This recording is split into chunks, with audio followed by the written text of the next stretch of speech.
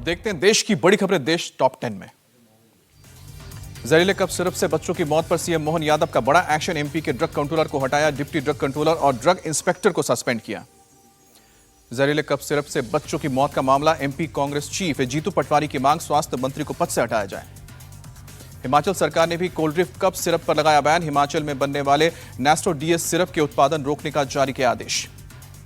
बंगाल के जलपाईगुड़ी में BJP delegation पर हमला। बीजेपी सांसद खगेन मुर्मू गंभीर रूप से घायल। बाढ़ प्रभावित इलाकों का दौरा करने गई थी टीम। बीजेपी विधायक शंकर घोष भी हमले में घायल हुए। जलपाईगुड़ी के नागरकाटा बाढ़ से बुरी तरह से प्रभावित।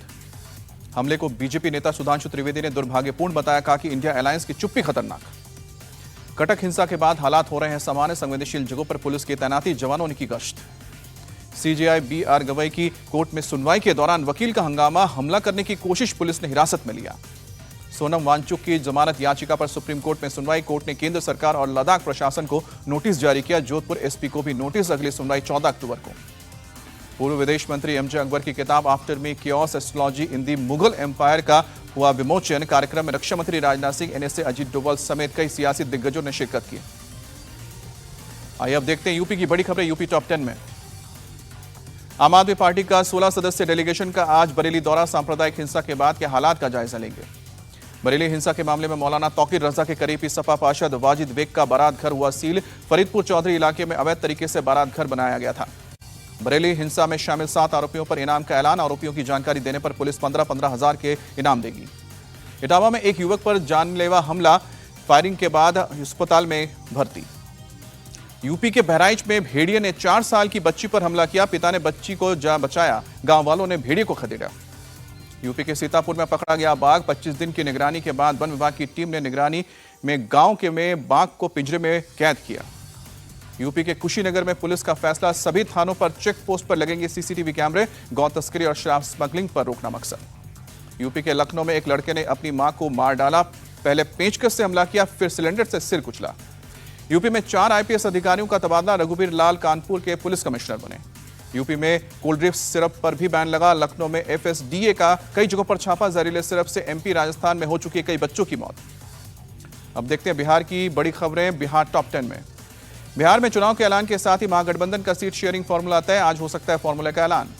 सूत्रों के मुताबिक महागठबंधन में आरजेडी को सबसे ज्यादा 125 सीट मिल सकती है, जबकि 55 से 57 सीट पर लड़ सकते हैं चुनाव। कांग्रेस के उम्मीदवारों का नाम तय करने के लिए सीईसी की 8 अक्टूबर को होगी वर्चुअल मीटिंग। उम्मीदवारों के नाम की पहली लिस्ट पर लगेगी मुहर। कांग्रेस के नेता तारिक अनवर बोले, बिहार में एनडीए सरकार हटाना प्राथमिकता है। इसके लिए कम सीट पर लड़ना पड़े तो लड़ेंगे।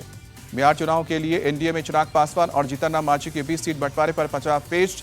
धर्मेंद्र प्रधान दिल्ली में चिराग पासवान से मुलाकात करेंगे।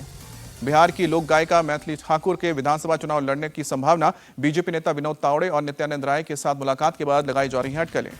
लोक गायिका मैथिली ठाकुर ने इंडिया टीवी के साथ खास बातचीत में कहा कि मौका मिला तो जरूर लड़ूंगी चुनाव। अब बिहार को पेबैक करने का वक्त। बिहार में 2 चरणों में होंगे चुनाव। 6 और 11 नवंबर को होगी वोटिंग। 14 नवंबर को आएंगे नतीजे। गृह मंत्री अमित शाह ने बिहार की जनता पर जताया विश्वास। कहा कि उम्मीद है कि लोग फिर विकास की राजनीति को चुनेंगे। आरजेडी नेता तेजस्वी यादव बोले, परिवर्तन का बिगुल बज चुका है। बदलाव को आतुर बिहार अब परिवर्तन के लिए वोट करेगा। जब आपको दिखाते हैं बाकी राज्यों की खबरें राज्य टॉप 10 में। अमृतसर में दर्दनाक बस हादसे में 3 श्रद्धालुओं की मौत, एक गंभीर रूप से घायल। राजस्थान के पाली में जमीन विवाद में 2 परिवारों के बीच चली लाठियां, गाड़ियों के फूटे शीशे, 3 लोग घायल। कर्नाटक के मूडा स्कैम में ईडी की बड़ी कार्रवाई, 40 करोड़ और की संपत्ति जब्त की। दिल्ली में साइबर ठगी के गैंग का भांडाफोड़, 5 आरोपी गिरफ्तार, 13 मोबाइल, 1 लैपटॉप बरामद। जयपुर में एसएमएस हॉस्पिटल में अग्निकांड पर एक्शन, एसएमएस अधीक्षक और ट्रॉमा इंचार्ज हटाए गए। महाराष्ट्र में दिवाली पर नहीं मिलेगी फ्री राशन। एनसीपी एसपी सांसद सुप्रिया सुले बोली, मैं 1.5 साल से कह रही हूं महाराष्ट्र सरकार की आर्थिक स्थिति ठीक नहीं। करोड़ हादसे के लिए प्रोग्राम के आयोजक जिम्मेदार, घटनास्थल का दौरा करने के बाद एक्टर कमल हसन का बयान।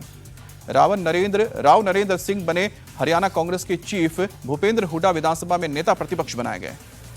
दिल्ली एनसीआर के कई इलाकों में देर रात हुई बारिश, जगह जगह सड़कों पर जाम हुआ पानी। शिमला शहर में बीती शाम हुई तेज बारिश, तापमान में गिरावट।